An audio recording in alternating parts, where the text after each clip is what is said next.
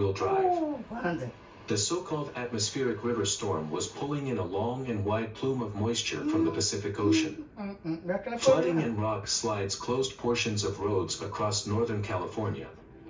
Too many road closures to count at this point, the weather agency in Sacramento said in an afternoon tweet. Sacramento County urged residents in the unincorporated community of Wilton to evacuate, warning that flooded roadways could cut off access to leave the area.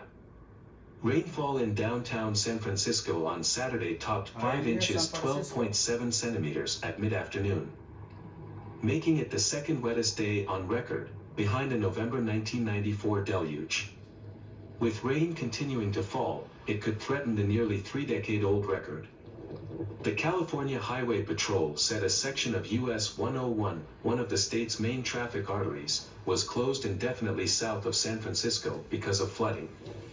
Videos on Twitter showed mud-colored water streaming along San Francisco streets, and a staircase in Oakland turned into a veritable waterfall by heavy rains. Weather Service meteorologist Courtney Carpenter said the storm could drop over an inch of rain in the Sacramento area before moving south. One ski resort south of Lake Tahoe closed chairlifts because of flooding operational problems, and posted a photo on Twitter showing one lift tower and its empty chairs surrounded by water. "We're seeing a lot of flooding," Carpenter said. The Sacramento agency released a map of 24-hour precipitation through Saturday morning, showing a wide range of totals in the region, from less than an inch, 2.54 centimeters, in some areas to more than 5 inches, 12.7 centimeters, in the Sierra foothills.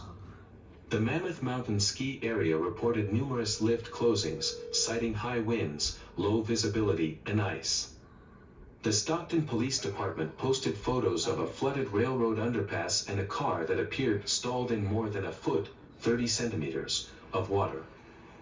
The rain was welcomed in drought-parched California, but much more precipitation is needed to make a significant difference. The past 3 years have been California's driest on record. A winter storm warning was in effect into Sunday for the upper elevations of the Sierra from south of Yosemite National Park to north of Lake Tahoe, where as much as 5 feet, 1.5 meters, of snow is possible atop the mountains, the National Weather Service said in Reno, Nevada. A flood watch was in effect across much of Northern California through New Year's Eve. Officials warned that rivers and streams could overflow and urged residents to get sandbags ready. Some rainfall totals in the San Francisco Bay Area topped 4 inches, 10 centimeters. The State Transportation Agency reported numerous road closures, including Highway 70 east of Chico, which was partially closed by a slide, and the northbound side of Highway 49, east of Sacramento, which was closed because of flooding. In El Dorado County, east of Sacramento, a stretch of Highway 50 was closed because of flooding. Humboldt County, where a 6.4 magnitude earthquake struck on December 20th, also saw roadways begin to flood, according to the National Weather Service's Eureka office. A bridge that was temporarily closed last week due to earthquake damage may be closed again if the Eel River, which it crosses, gets too high, officials said. It was the first of several storms expected to roll across California over the next week. The current system is expected to be warmer and wetter, while next week's storms will be colder, said Hannah Chandler Cooley, a meteorologist at the National Weather Service in Sacramento. The Sacramento region could receive a total of 4 to 5 inches, 10 to 13 centimeters, of rain over the span of the week, Chandler Cooley said. Strong winds could cause tree damage and lead to power outages, and high waves on Lake Tahoe may capsize small vessels, the Weather Service in Reno said. Avalanche warnings were issued in the backcountry around Lake Tahoe and Mammoth Lake south of Yosemite.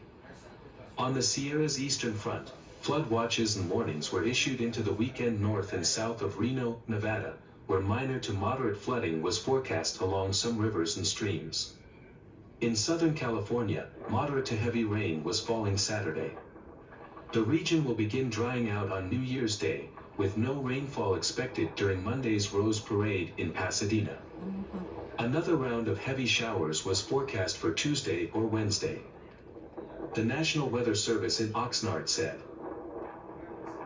As the new year begins, California's Sierra is closing in on the second largest snowpack we've seen at this time of year in the last 2 decades, with more snow expected to pummel the mountain range in the coming days.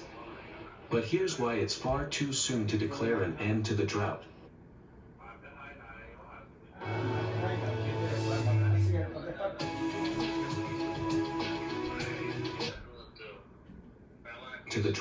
Last year, we started 2022 with a similar bounty, and then ended the snow season way below normal. We've come out hot. But at the same time, it's really early, said Sean de Guzman, manager of the California Department of Water Resources monthly snow surveys. On Tuesday, state water officials plan to tromp through the snow at Echo Summit, south of Lake Tahoe, for the winter's first snowpack survey, a monthly ritual that is now mostly for show thanks to more than 100 sensors throughout the Sierra that measure accumulation every day. It's of vital importance in the drought-stricken Golden State because officials use the measurements to help manage California's water supply, which relies heavily on melting snow. On Saturday, the statewide average stood at a whopping 162% of normal compared to historic averages for this time of year, just eclipsing last year's figure.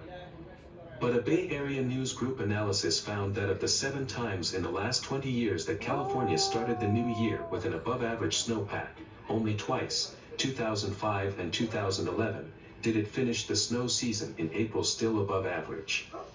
Several feet of snow is expected to accumulate by early next week as yet another storm system plows in from the Pacific, bringing colder temperatures and additional rain to the Bay Area on Monday night.